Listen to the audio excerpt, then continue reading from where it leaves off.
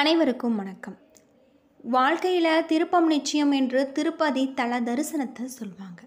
கலியுகத்தின் கண் கண்ட தெய்வமான திருமாலின் அற்புதமான திருத்தலம் தான் இது.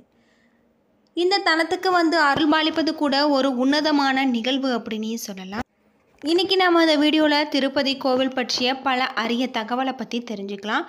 உங்களுக்கு திருப்பதி ஏழுமலையான் பிடிக்கும் அப்படின்னா ஓம் நமோ நாராயணா எனும் மந்திரத்தை கமெண்ட் பண்ணுங்கள். நீங்கள் இந்த புரட்டாசி மாதத்தில் திருப்பதி கோவிலுக்கு போயிருந்தீங்கன்னா மறக்காமல் கமெண்ட் பண்ணுங்கள். வாங்க வீடியோக்குள்ளே போகலாம். திருப்பதி ஏழுமலையான் கோவில் வெங்கடேஸ்வரா கோவில் நாட்டில் உள்ள மிக பழமையான புகழ்பெற்ற ஆன்மீக யாத்திரை தலமாக இருக்குது. திருவேங்கட மலையில் 7வது சிகரத்தில் விற்றிருக்கு. புஷ்கரணி ஆற்றின் தெற்கே அமைஞ்சிருக்கக்கூடிய இந்த கோவில் முழுக்க பாரம்பரிய கோவில் கலை கட்டுமான அம்சங்களுடன் நிர்மாணிக்கப்பட்டிருக்கு. 2.2 ஏக்கர் பரப்பளவில் அமைஞ்சிருக்கக்கூடிய இந்த கோவில் உள்ளே 8 அடி உயர வெங்கடேஸ்வரா சிலை பிரதிஷ்டை செய்யப்பட்டிருக்காங்க. ஆனந்த நிலைய திவ்ய விமானம் என்னும் தங்க பீடத்தின் மீது இந்த சிலை நிறுத்தப்பட்டிருக்கு. விக்கிரகத்தின் கண்களில் ஜொலிக்கும் மாணிக்க ரத்தின கற்கள் பொறிக்கப்பட்டிருக்காங்க. கற்பூரம் மற்றும் குங்குமம் போன்றவற்றை இவற்றோடு சேர்த்து பொதிக்கப்பட்டிருக்காங்க. ஏழுமலையானின் திருமேனிக்கு பச்சை கற்பூரம் சாத்துறாங்க. இந்த பச்சை கற்பூரம் ஒரு வகை ரசாயனம் கலந்தது, அரிப்பை கொடுக்கக்கூடியது. சாதாரண கருங்கல்லில் தடவினால் அது காலப்போக்கில் வெடிப்பு விழும். ஆனால் ஏழுமலையானுக்கு வருடத்தில் 365 நாட்களுமே பச்சை கற்பூரம் தடவுறாங்க. இதனால் எந்த ஒரு பாதிப்பும் இல்லை. கடல் மட்டத்தில் இருந்து 3000 அடி உயரத்தில் இருப்பதால் எப்பொழுதுமே குளிர் நிறைந்திருக்கக்கூடிய திருப்பதியில் அதற்கு நேர்மாறாக கருவறையில் ஓர் இயற்கை அற்புதம் உண்டு. அதிகாலையில் குளிர்ந்த நீரால் அபிஷேகிக்கும் போது பெருமாளுக்கு வியர்க்கும். பீதாம்பரத்தால் அந்த வியர்வையை ஒற்றி எடுப்பாங்க. ஏழுமலையானின் திருமேனி எப்பொழுதுமே 110 டிகிரி ஃபாரன்ஹீட் வெப்பத்துடன் இருக்கும். அதே போன்று ஒவ்வொரு வியாழக்கிழமையும் ஏழுமலையானுக்கு அபிஷேகம் செய்வதற்கு முன்னதாக நகைகளை கலற்றுவாங்க. அப்போது ஏழுமலையானின் ஆபரணங்கள் கதகதப்புடன் இருப்பதை உணர முடியும். திருமலை திருப்பதி அடிவாரத்தில் இருந்து நடந்து செல்ல 2 விதமான பாதைகள் உண்டு. அலிப்பிரி கீழ் திருப்பதிக்கு அருகில் இருக்கக்கூடிய இந்த பாதை நீண்ட நாட்களாக பயன்பாட்டில் இருந்து வருது. ஸ்ரீவாரிமெட்டு திருப்பதிக்கு 20 கிலோமீட்டர் தொலைவில் சீனிவாச மங்காபுரத்துக்கு அருகில் இருக்குது. பழங்காலத்தில் பெருமளவில் பயன்பாட்டில் இருந்து சமீப வருடங்களில் திருப்பதி தேவஸ்தானத்தால் சீரமைக்கப்பட்டிருக்கு. இந்த வழியை ஆந்திராவை சேர்ந்தவர்கள் கீழ் திருப்பதிக்கு அருகில் உள்ள ஊர்களில் உள்ளவர்கள் தான் அதிகம் பயன்படுத்துவாங்க. அது மட்டும் இல்லாமல் ஐதீக ஆஸ்திரங்களின்படி வராக சுவாமியை வணங்கிவிட்டு அதன் பின்னர் ஸ்ரீ வெங்கடேஸ்வரரை தரிசிக்க வேண்டும் என்ற நெறிமுறையை கடைபிடிக்கிறது என்பது குறிப்பிடத்தக்கது. கிருஷ்ண அவதாரத்தை முடித்து பெருமாள் வைகுண்டத்தில் தங்கியிருக்காங்க. பூலோகத்தில் கலியுகம் தொடங்கி அநியாயங்கள் பெருகியது. மீண்டும் இறைவன் பூமியில் அவதாரம் செய்ய வேண்டி காசியப்பர் தலைமையில் முனிவர்கள் யாகம் நடத்தியிருக்காங்க. யாகத்தை காண வந்த நாரதர் யாகத்தின் பலனை யாருக்கு தரப்போகிறீர்கள் என்று முனிவர்களிடம் கேட்டிருக்காங்க. பலனை சாந்தமான மூர்த்திக்கு தருவதென்று முடிவு செஞ்சுருக்காங்க. மும்மூர்த்திகளில் சாந்தமானவரை தேடி பிறகு வைகுண்டம் சென்றிருக்காரு. திருமால் பிறகு முனிவரை கண்டு கொள்ளாமல் இருக்க அவருடைய மார்பில் எட்டி உதைச்சிருக்காங்க. திருமால் கோபம் கொள்ளாமல் உதைத்த பாதத்தை தடவி கொடுத்திருக்காரு. பொறுமையும் அமைதியும் நிறைந்த திருமாலுக்கே யாக பலனை தருவதென்று முனிவர்கள் முடிவெடுத்திருக்காங்க. மார்பில் உதைத்த பிறகு முனிவரை தண்டிக்கும்படி லட்சுமி சொல்ல திருமால் மறுத்துவிட்டார். லட்சுமி கோபம் கொண்டு பார்க்கடலில் இருந்து கிளம்பி பூலோகத்தை அடைந்து தவத்தில் ஆழ்ந்திருக்காங்க. திருமாலும் திருமகளை தேடி பூ உலகத்தை சுற்றி அடைந்து வேங்கட மலையில் ஒரு புற்றுல கண்மூடி அமர்ந்தார். அவருக்கு பசித்தது. இதை பற்றி நாரதர் தவத்தில் இருந்த லட்சுமியிடம் சொல்லியிருக்காங்க. லட்சுமி வருத்தம் அடைந்திருக்காங்க. நாரதர் அவரிடம் திருமாலின் பசியை போக்க உபாயம் சொல்லியிருக்காரு. அதன்படி பிரம்மாவும் சிவனும் பசுவாகவும் கன்றுவாகவும் மாற லட்சுமி தாயார் அவற்றின் எஜமானி போல வேடமணிந்து அப்போது அந்த பகுதியை ஆட்சி செய்த மன்னனிடம் விற்க சென்றிருக்காங்க.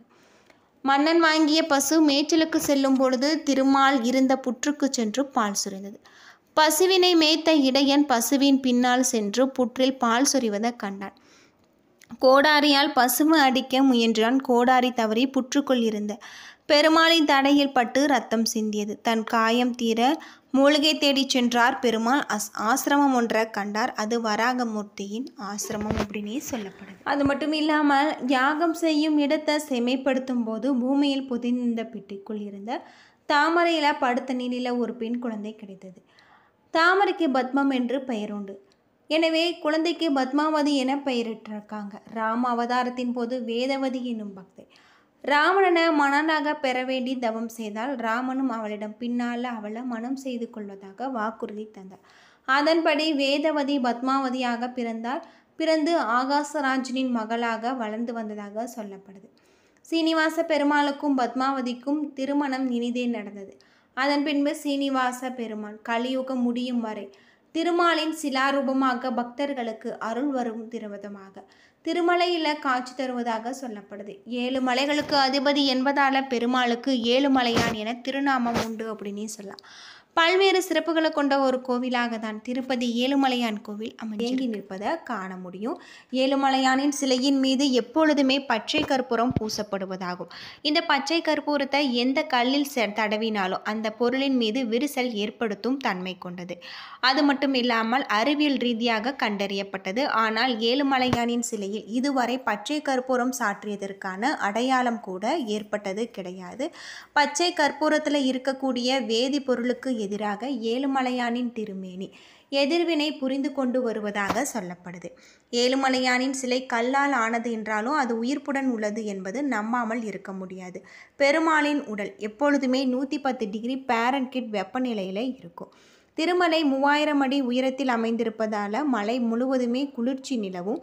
இருந்தாலுமே ஏழுமலையானின் உடல் முழுவதும் 110 டிகிரி வெப்பநிலையில் சூடாக இருக்கும். ஒவ்வொரு நாளுமே காலையில் அபிஷேகம் முடிந்த பிறகு ஏழுமலையானின் திருமேனியின் மீது வியர்வை துளிகள் காணப்படும். புரோகிதர்கள் பட்டு துணி கொண்டு துடைத்து எடுக்கப்படும். வியாழக்கிழமை அபிஷேகத்திற்காக புரோகிதர்கள் ஏழுமலையானுக்கு அணிவிக்கப்படும் நகைகளை அகற்றினார். அது மிகவும் உஷ்ணத்துடன் இருக்கும் அப்படின்னு சொல்லப்படுது. இப்படி பல்வேறு சிறப்புகளை கொண்ட ஒரு கோவிலாக தான் திருப்பதி ஏழுமலையான் கோவில் அமைஞ்சிருக்கு. பெருமாள் கருவறையில் குடிகொண்டிருக்கக்கூடிய வெங்கடேச பெருமாளின் விக்கிரகத்தில் இருப்பது உண்மையான முடியாக இருக்கிறதாக சொல்லப்படுது.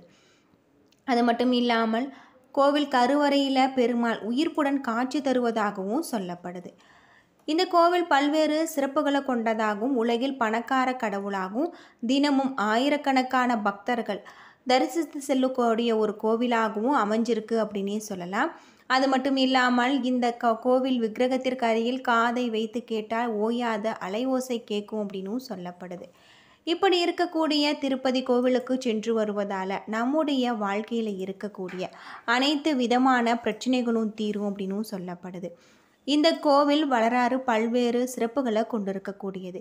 9ஆம் நூற்றாண்டில் ஒரு சிறிய கோவிலாக இருந்து காலப்போக்கில் பல அரசர்களின் பங்களிப்புடன் விரிவுபடுத்தப்பட்டதாக சொல்லப்படுது.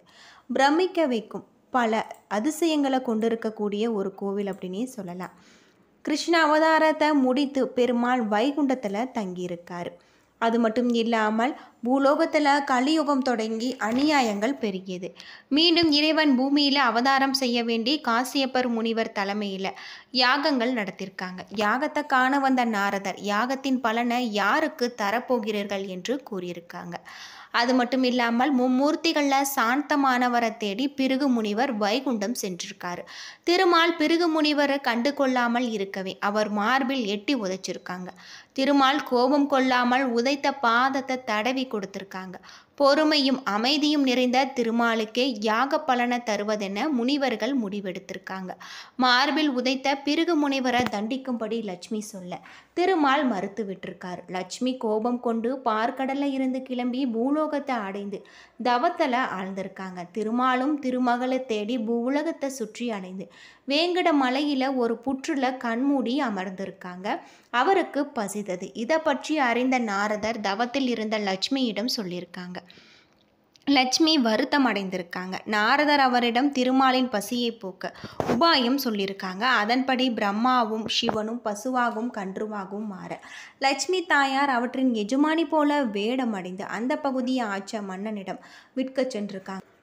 அது மட்டும் இல்லாமல் திருப்பதி ஏழுமலையான் கோவில் பல்வேறு சிறப்புகளை கொண்ட ஒரு கோவிலாக அமைஞ்சிருக்கு அப்படின்னே சொல்லலாம். ஏன்னா நண்பர்களே, இந்த வீடியோ உங்களுக்கு பயனுள்ள ஒரு தகவலை தந்திருக்கும்னு நினைக்கிறேன். வீடியோ பிடிச்சிருந்தால் லைக் பண்ணுங்கள், ஷேர் பண்ணுங்கள், கமெண்ட் பண்ணுங்கள். இதுபோல் தகவலை தெரிஞ்சுக்க நம்ம சேனலை மறக்காமல் சப்ஸ்கிரைப் பண்ணிவிடுங்க. நன்றி நண்பர்களே.